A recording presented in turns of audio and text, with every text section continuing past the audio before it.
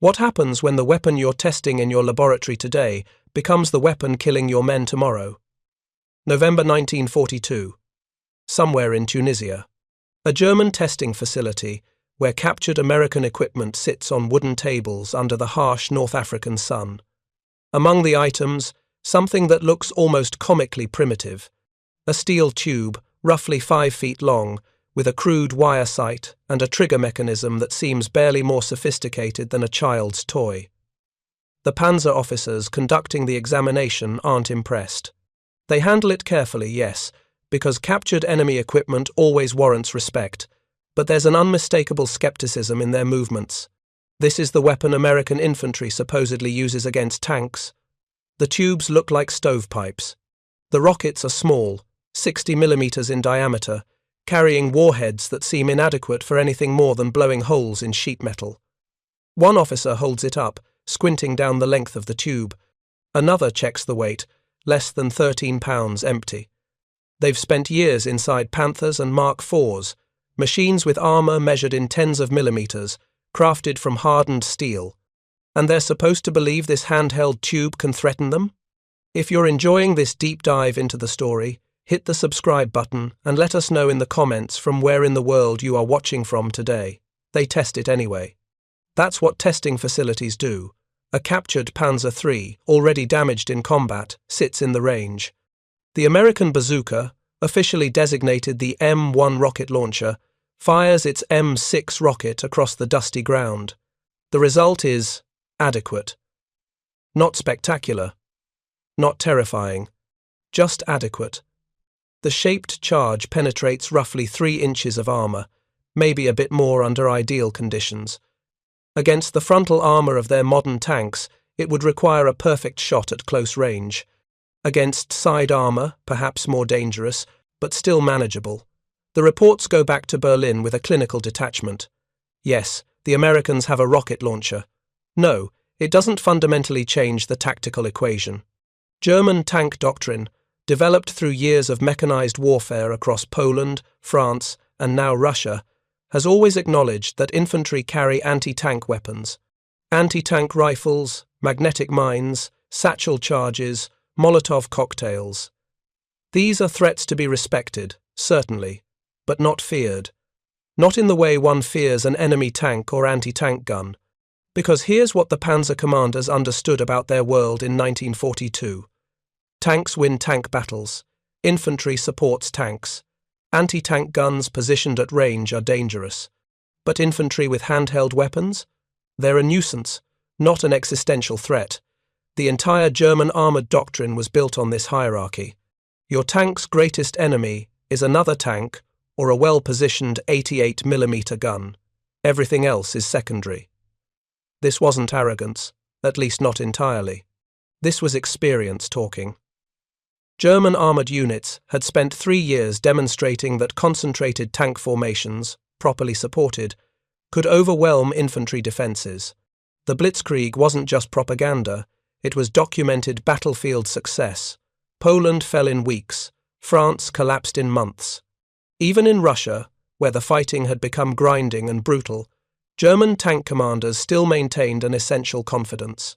They operated machines that represented the cutting edge of military technology, vehicles designed by engineers who understood metallurgy, ballistics, and combat mechanics. When a Panzer commander buttoned up his hatch and rolled forward, he sat inside 70 to 80 millimeters of face-hardened armor on the front, maybe 30 to 50 on the sides. His main gun could engage targets at ranges exceeding 1,000 meters. His optics were among the best in the world. His crew was trained to a standard that emphasized technical proficiency and tactical flexibility. Against this, what was a foot soldier with a tube and a rocket? The mathematics seemed clear. Tank armor was evolving faster than anti-tank weapons. The Panzer IV, Germany's workhorse medium tank, had started the war with 30 millimeters of frontal armor. By 1942, additional plates brought that to 80 millimeters. The new Panthers, being designed in response to the Soviet T-34, would have even more. 80 millimeters of sloped armor on the front hull, 100 millimeters on the turret face. The German engineers examining that captured Bazooka in Tunisia understood shaped charge technology. They'd been working with it themselves. The concept wasn't new, it was physics. A hollow charge detonating against armor creates a superheated jet of metal that burns through steel like a torch through butter. But there are limitations. The jet needs proper standoff distance. The angle of impact matters enormously. And most importantly, the size of the charge determines penetration depth. So when they measured that 60mm American warhead, they could calculate its maximum theoretical penetration, 3 to 4 inches under ideal conditions. Maybe 100mm if everything went perfectly. Against their current tank designs, that was concerning but not catastrophic. Against the new generation of armor being developed, it would be inadequate. What they didn't calculate, what couldn't be calculated in a laboratory setting, was something more fundamental. They didn't calculate what it meant that American industry could produce these weapons by the tens of thousands. They didn't calculate what it meant that any infantry squad could now carry tank-killing capability. They didn't calculate the psychological equation of knowing that every hedgerow, every building, every pile of rubble might hide someone with the ability to turn your steel fortress into a burning coffin. But that realization was still months away. In November 1942, as those officers filed their reports, they had a different idea. If the Americans have this technology, and if it works even marginally well, why not make it better? Why not scale it up? The existing Raketenwerfer 43, the Pupchen, already had 88mm rockets with excellent penetration. But the Pupchen was mounted on a wheeled carriage, required a crew, took time to position. It was essentially a small artillery piece.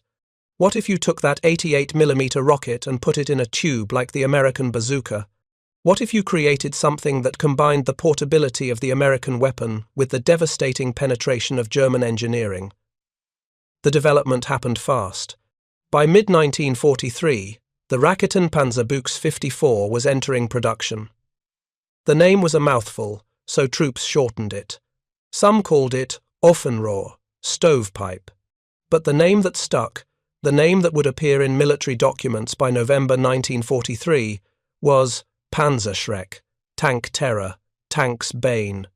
The weapon was essentially an enlarged bazooka, steel tube, 65 inches long, 24 pounds when empty.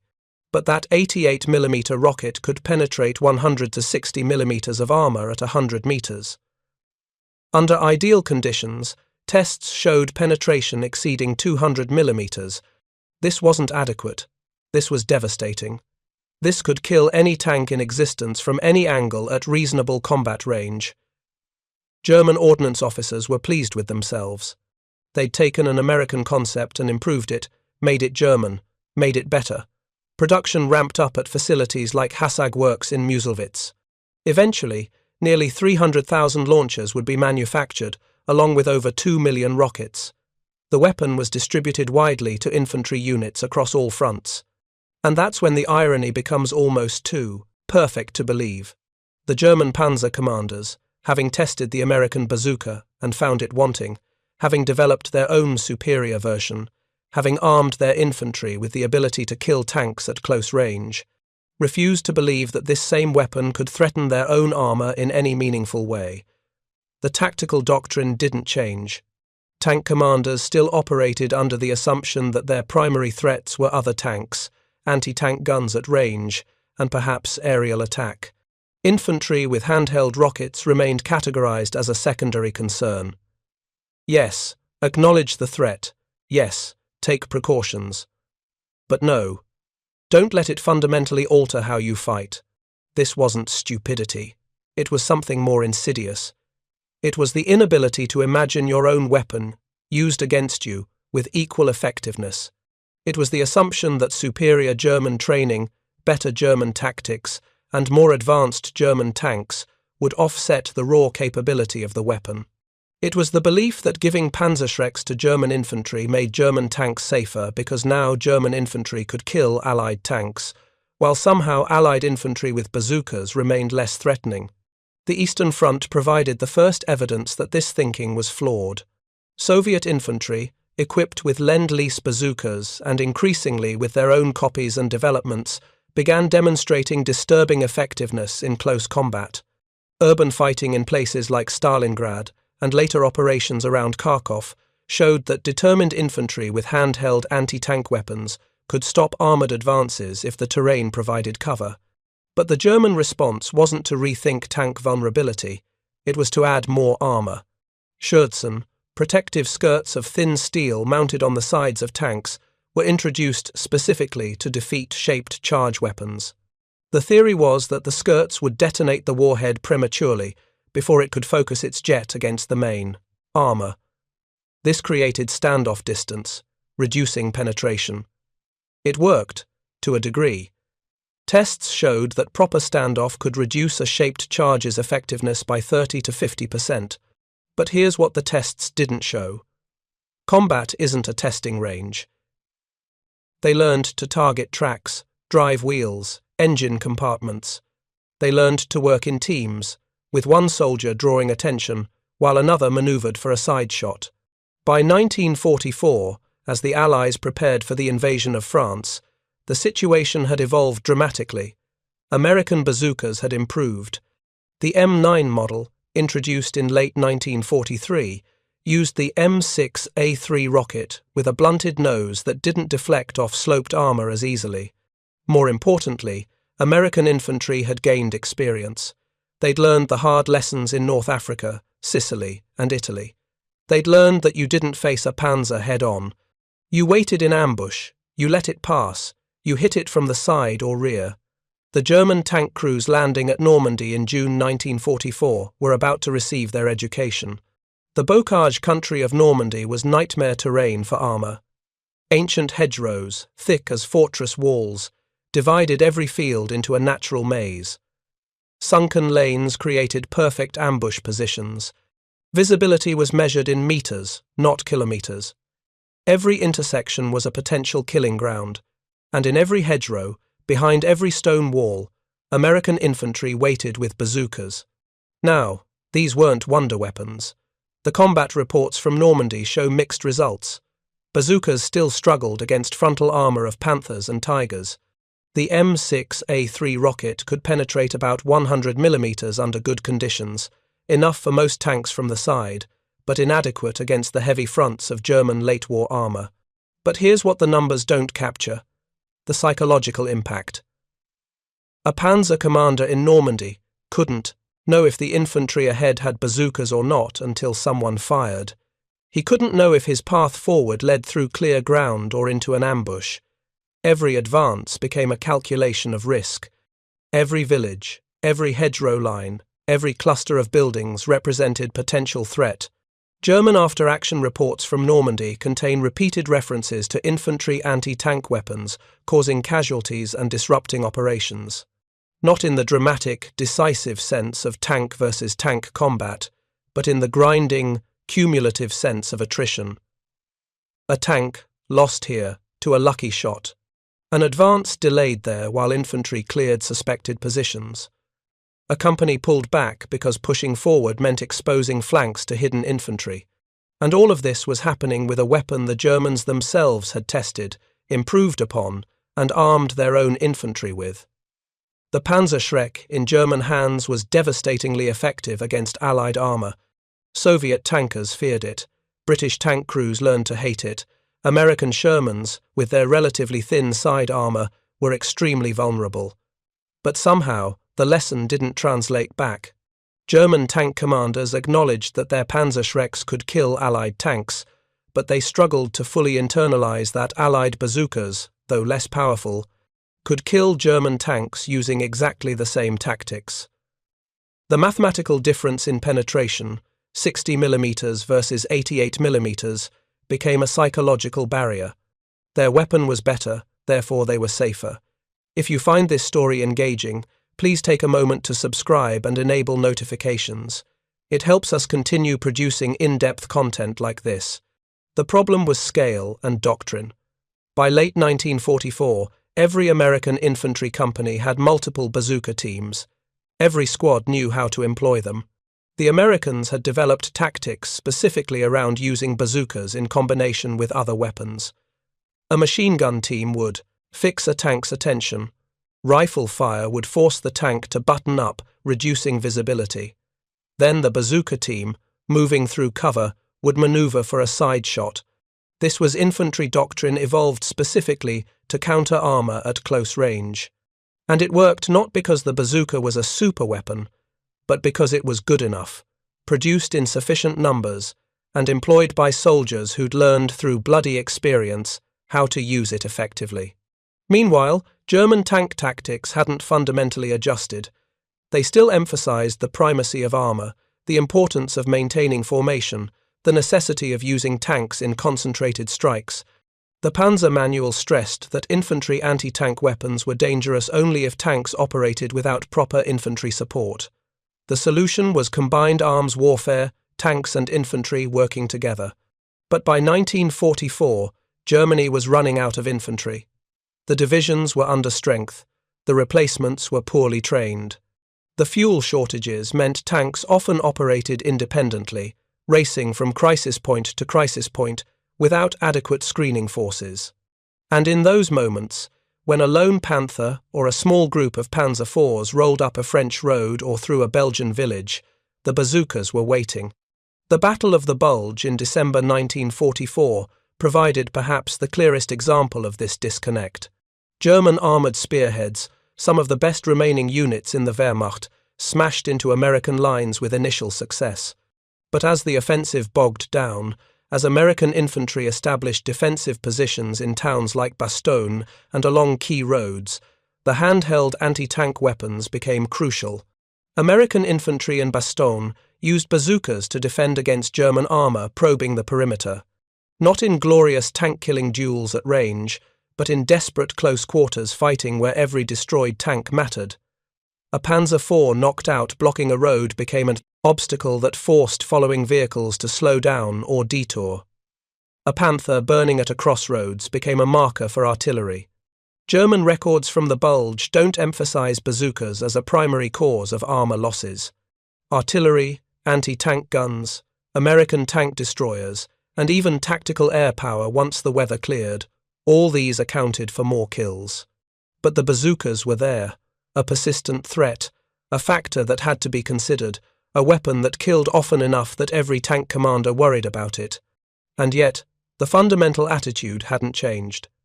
In January 1945, German training documents still categorized infantry anti-tank rockets as a secondary threat. The primary threats remained what they'd always been: enemy tanks, anti-tank guns, air attack. Handheld rockets were listed alongside mines and satchel charges, things to be aware of but not fundamentally afraid of. This might seem insane in retrospect, but it made a certain twisted sense within German military culture. The Wehrmacht had always emphasized technical superiority and professional excellence. Their doctrine was built on the idea that better equipment and better training could overcome numerical disadvantages. To admit that a simple tube and rocket, wielded by average infantry, represented an existential threat to their armoured forces was to admit that technical sophistication couldn't protect them. It was to admit that modern warfare had tilted so far toward destructive capability that the individual infantryman, properly equipped, could kill a machine that cost hundreds of thousands of marks and required years of industrial effort to produce. It was to admit that armour, the branch that had driven Blitzkrieg's success, that had made German victories possible, was now vulnerable in ways that training and tactics couldn't fully address. The final months of the war laid bare the full implications. As Allied forces pushed into Germany itself, as the fighting moved into towns and cities where every building provided cover, handheld anti-tank weapons became increasingly effective. Not because they'd improved dramatically in capability, but because the tactical environment favored ambush and close-range engagement. A Panther, one of the most formidable tanks of the war, with its sloped armor and powerful 75mm gun, could dominate open ground. But in the rubble-choked streets of a German city, its advantages diminished. Visibility dropped to meters. Maneuverability was constrained by debris and collapsed buildings. And in every shattered window, every pile of bricks, infantry could hide with Panzerfausts and Panzerschrecks if German, or bazookas if American. The German defenders of Berlin, many of them elderly Volkssturm militiamen or teenage Hitler youth, were given crash courses in Panzerschreck operation. The weapon was simple enough that a few hours of instruction could produce someone capable of using it.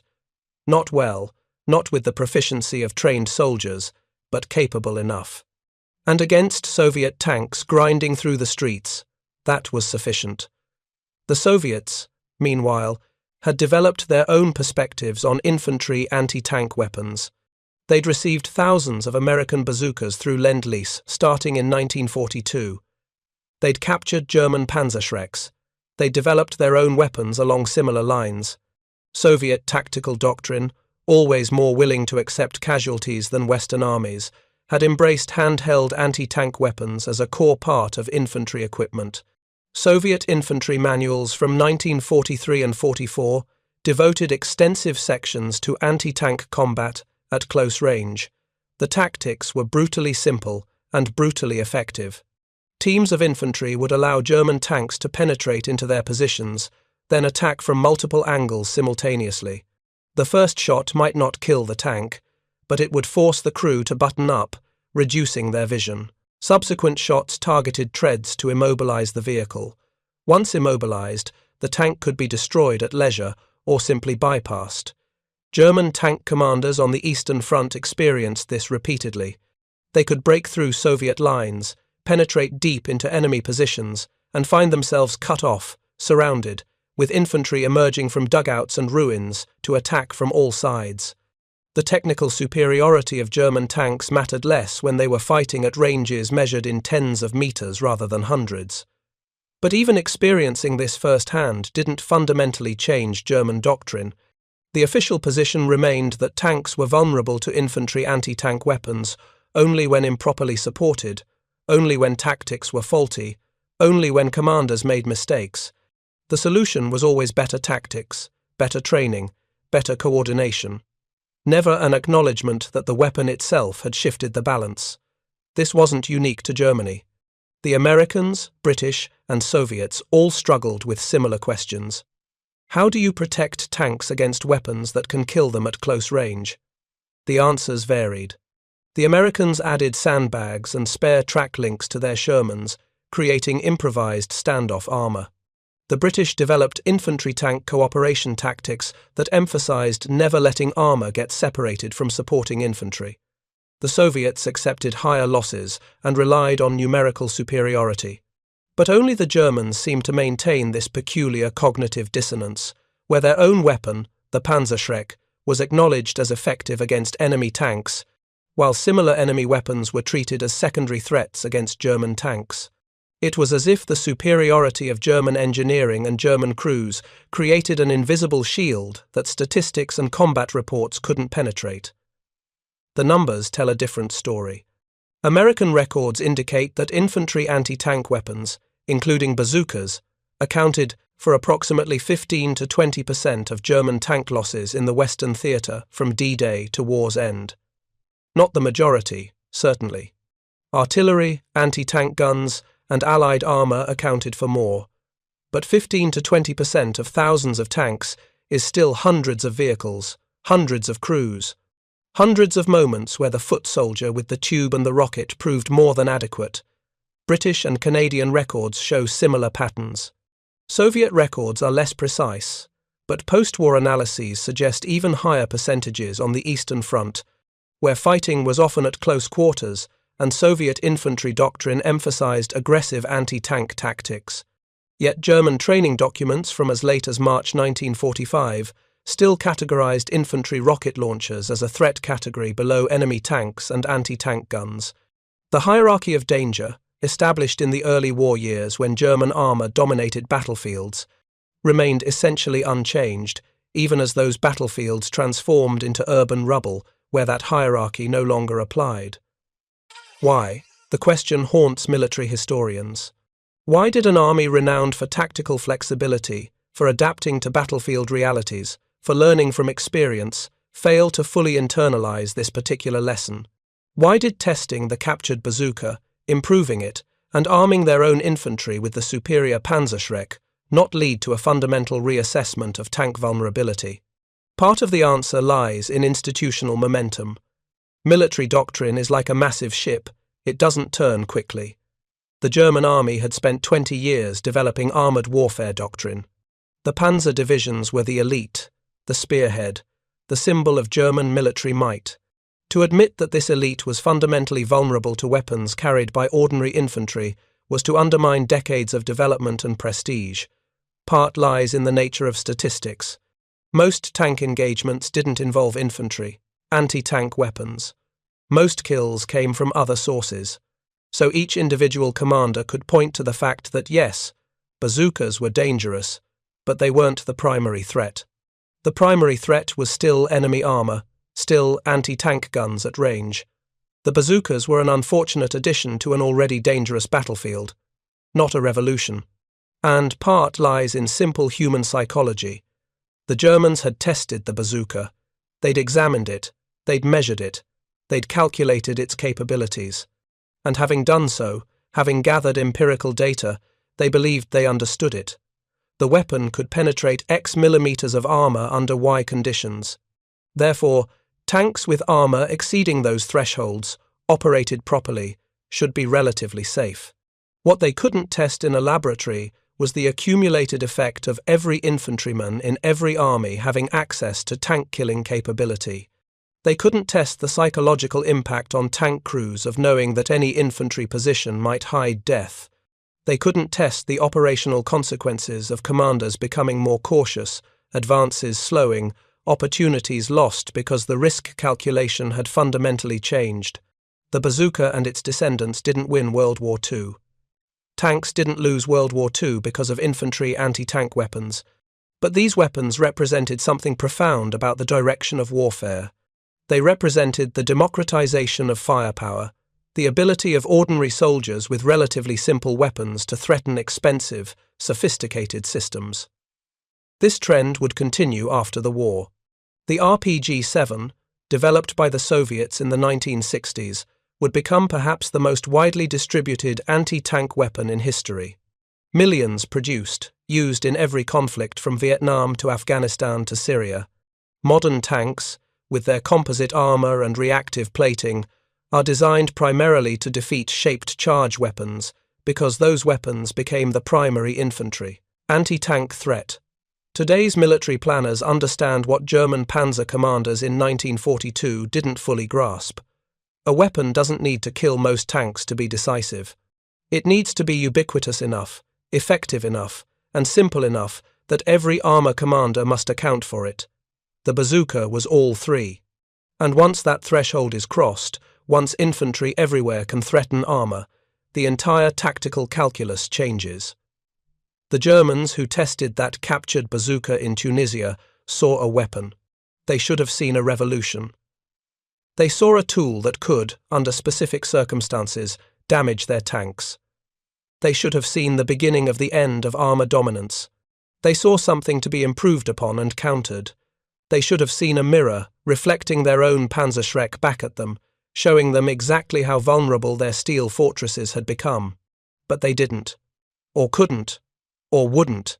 And so German tank commanders continued to operate under doctrines that treated infantry anti-tank weapons as secondary threats right up until those weapons were destroying their vehicles in the streets of German cities. The irony wasn't just that they'd created a superior version of the American weapon.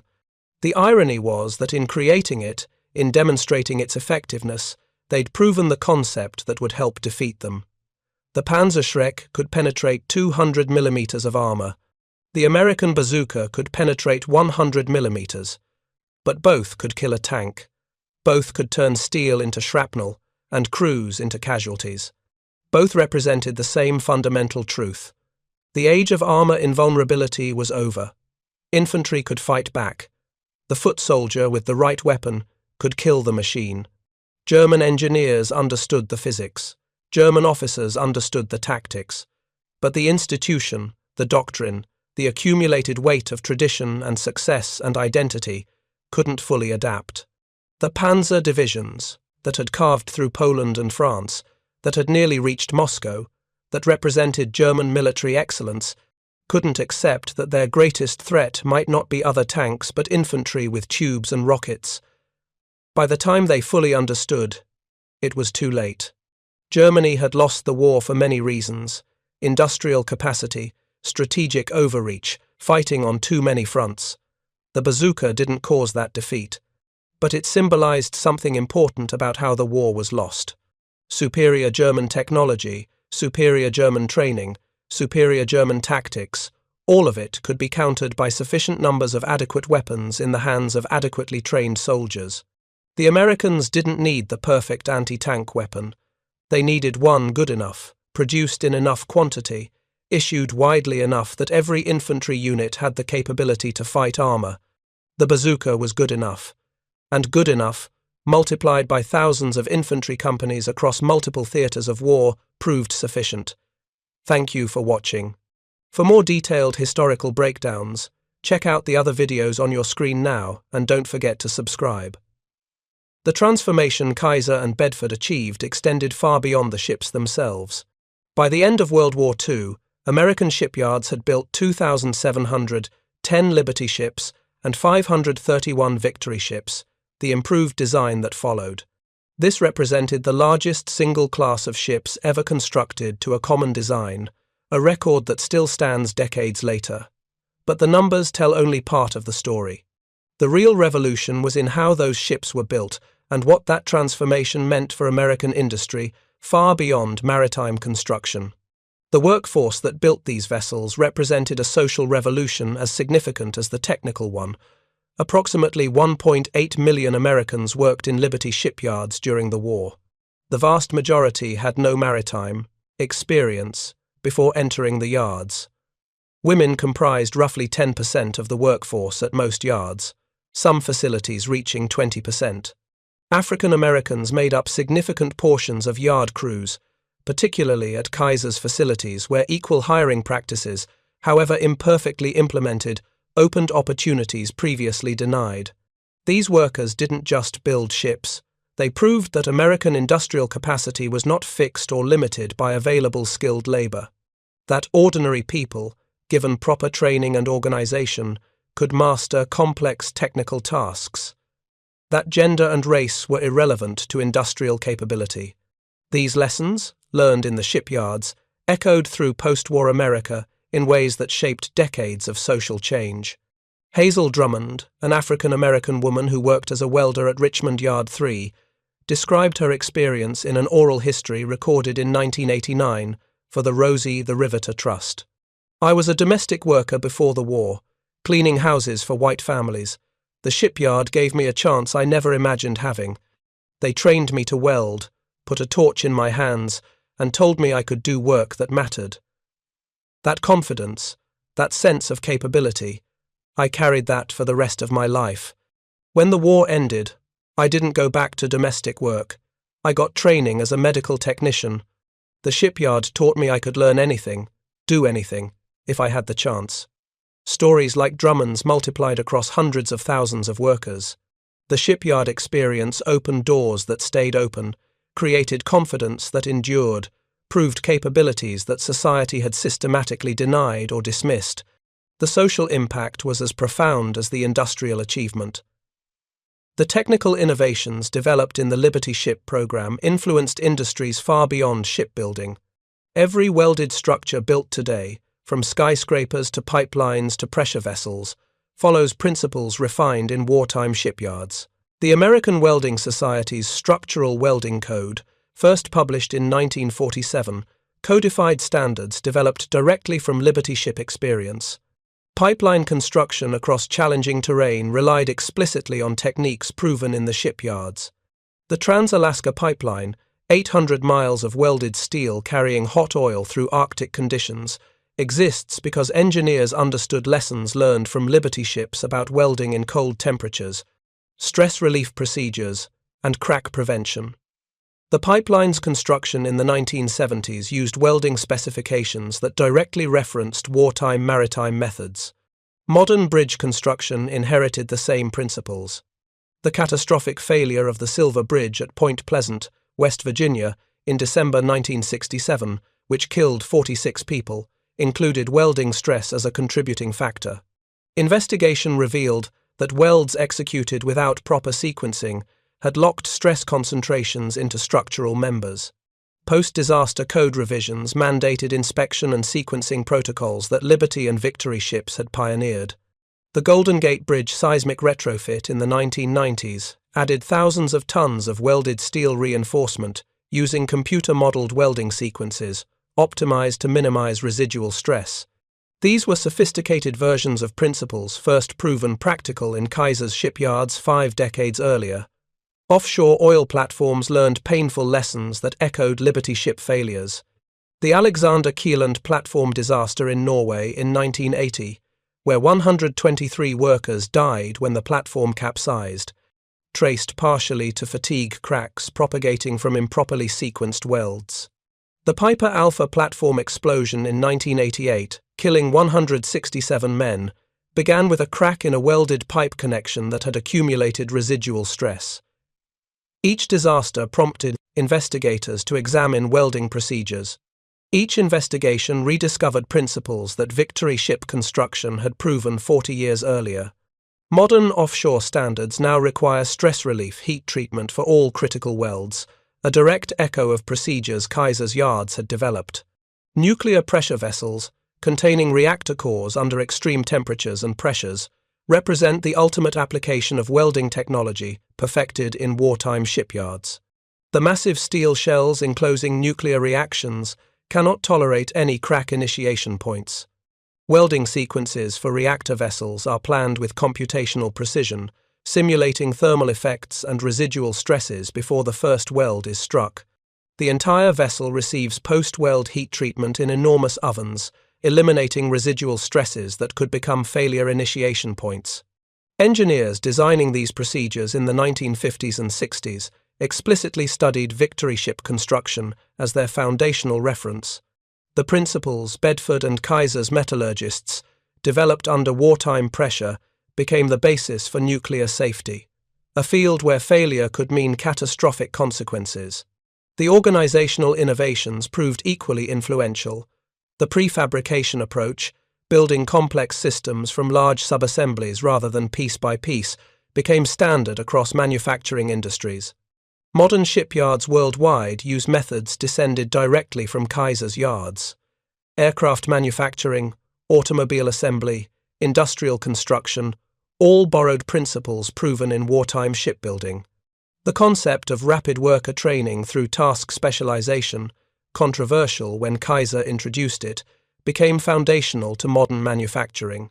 The idea that you don't need comprehensive expertise to contribute effectively, that narrow skills applied repeatedly could achieve quality results. This challenged traditional craft approaches but proved correct. Modern manufacturing education incorporates these principles as fundamental concepts. Perhaps most significantly, the Liberty ship program demonstrated that industrial capacity is not fixed. That perceived limitations often reflect organizational constraints rather than physical impossibilities. That necessity, combined with willingness to challenge conventional wisdom, can achieve breakthrough performance. Professor Michael Porter at Harvard Business School, analyzing American industrial competitiveness in a 1985 study, identified the Liberty ship program as a crucial case study. Kaiser demonstrated that industrial capacity can be created quickly when necessity demands it. The United States entered World War II with minimal merchant shipbuilding capability. Within 24 months, American yards were producing more tonnage than the rest of the world combined. This proved that workforce skills, production systems, and industrial infrastructure could all be developed at unprecedented speed when properly organized. This lesson transcended wartime emergency. It suggested that industries facing challenges conventional wisdom calls impossible might simply lack the organizational innovation and courage to question fundamental assumptions. That breakthrough performance requires willingness to try methods traditional expertise rejects. The Victory ship program, which followed Liberty ships in 1944, incorporated all the lessons learned from structural failures and operational experience. Victory ships used better steel less prone to brittle fracture. They incorporated improved designs with rounded corners and crack arresters. They featured more powerful engines giving higher speeds. And they were built using refined versions of the prefabrication and welding methods Liberty ships had proven. Victory ships achieved essentially zero structural failure rate during and after the war. They validated that welded construction, properly executed with appropriate materials and procedures, was not just acceptable but superior to traditional riveted methods. The maritime establishment's last arguments against Kaiser's innovations evaporated as victory ships proved themselves in service. Admiral Chester Nimitz, commander of the Pacific Fleet, reflected on the strategic impact in his post-war memoir published in 1960. "We fought across 5,000 miles of Pacific Ocean, supplied by ships built faster than the enemy could sink them." Japan's military planners assumed American industrial capacity was impressive, but finite. They believed that if they sank enough ships, eventually American logistics would collapse. They failed to account for Henry Kaiser and Clay Bedford. By 1944, we were replacing shipping losses faster than they could inflict them. Industrial capacity, not martial valor, determined the outcome. The city of Richmond, California, which grew from 23,000 residents in 1940 to over 100,000 by 1943, driven entirely by shipyard employment, eventually returned to more modest size after the yards closed. But the transformation it experienced during the war years left permanent marks. The Rosie the Riveter World War II Homefront National Historical Park, established in 2000, preserves portions of the original shipyard facilities as monuments to that era's achievements. Visitors to the park can walk through fabrication shops where prefabricated sections were assembled. They can stand on remnants of building ways where ships slid into San Francisco Bay. They can see the scale of the operation, the massive cranes, the railroad tracks, the physical infrastructure that enabled the revolution Kaiser and Bedford created. But the most significant legacy exists not in preserved buildings but in transformed understanding. The Liberty ship program fundamentally changed how industries think about production, capability, and innovation. It proved that traditional methods are not inevitable, that conventional wisdom can be wrong, that revolutionary improvement requires revolutionary approaches. Clay Bedford died in 2003 in California, having lived to see the complete vindication of methods skeptics once called impossible. In a final interview conducted in 2001 for the National Park Service Oral History Project, he was asked what he considered his greatest achievement. His answer revealed the deeper significance he saw in the Liberty ship program. "We built a lot of ships very fast. That's what people remember. But what mattered more was proving that ordinary people could do extraordinary work, that you don't need generations of tradition and years of apprenticeship to achieve quality. That proper organization, good training, and trust in workers' capabilities can accomplish what experts claim requires elite skills. Every woman who learned to weld in our yards, every farmer who became a ship fitter, every person who discovered capabilities they didn't know they had, that was the real achievement. The ships were just proof. The SS Robert E. Peary, the ship built in less than 5 days that captured headlines and proved what was possible, served reliably for over 20 years before being scrapped. No memorial marks her passing, no preserved hull sits in a museum. The physical vessel is gone, recycled into other steel products decades ago. But what her construction represented endures. Every modern shipyard uses prefabrication methods descended from Kaiser's yards. Every welded structure incorporates standards refined through wartime experience. Every manufacturing facility that trains workers quickly for specialized tasks follows principles the Liberty program validated. Every industry facing seemingly impossible challenges can look to the Liberty ships as proof that impossible often means simply that nobody has figured out how yet. The forbidden weld pattern that traditional shipbuilders rejected, the idea that you could weld hull plates instead of riveting them, that you could assemble ships from prefabricated blocks instead of building them piece by piece, that you could train workers in weeks instead of years.